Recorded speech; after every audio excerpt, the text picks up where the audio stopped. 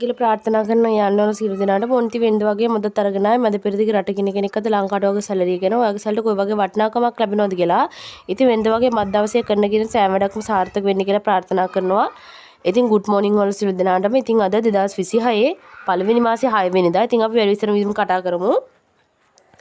බලමු මැද පෙරදිග රටකින් ඉඳලා ලංකාවට මුදල් යනවා. ඔයාගේ මුදල කොයි වගේ වටිනාකමක් ලැබෙනවද කියලා. ඉතින් ඉස්සරෝම ලංකාවේ මහ බැංකුවේ ඩොලර් එකක් ගැනුම් මිල රුපියල් 306.11 වගේම විකුණු මිල රුපියල් 313.62 ඒ වගේම මැද පෙරදිග ඩොලර් එකක් රුපියල් 308.79යි ඒ වගේම BFC එක්ස්චේන්ජ් එකේ බහරේන් දිනාර එකක් රුපියල් 819.79යි ඒ වගේම අල්ලන්සාරි එක්ස්චේන්ජ් එකේ ඩුබායි දිරාම් එකක් රුපියල් 84.3යි ඒ වගේම SNB එක්ස්චේන්ජ් එකේ සෞදි රියාල් එකක් රුපියල් 82.34යි ඒ වගේම UAE එක්ස්චේන්ජ් එකේ ජෝර්දාන් දිනාර එකක් රුපියල් 435.53යි ඒ වගේම මොඩර්න් එක්ස්චේන්ජ් එකේ ඕමාන් රියාල් එකක් රුපියල් 804යි ඒ වගේම අයිසමාන් එක්ස්චේන්ජ් එකේ කටාර් රියාල් එකක් රුපියල් 85.2යි වගේම කුවේට් දිනාර එකක් වෙනවා රුපියල් 1565ක් ඒ වගේම කුවේට් දිනාර එකක් Google රේට් එකේ වෙනවා රුපියල් 1609ක් ඒ වගේම UAE අල්මුල් ආනාද BC වලත් රුපියල් 965ත් රුපියල් 1006ත් අතර වෙනවා. ඉතින් මේ අතරින් කැමති එක්ස්චේන්ජ් එකක් කරහා ලංකාවට වගේ සැලරි එක එවන්න. ඒ වගේම යුරෝ එකක් වෙනවා රුපියල් 362.7ක්.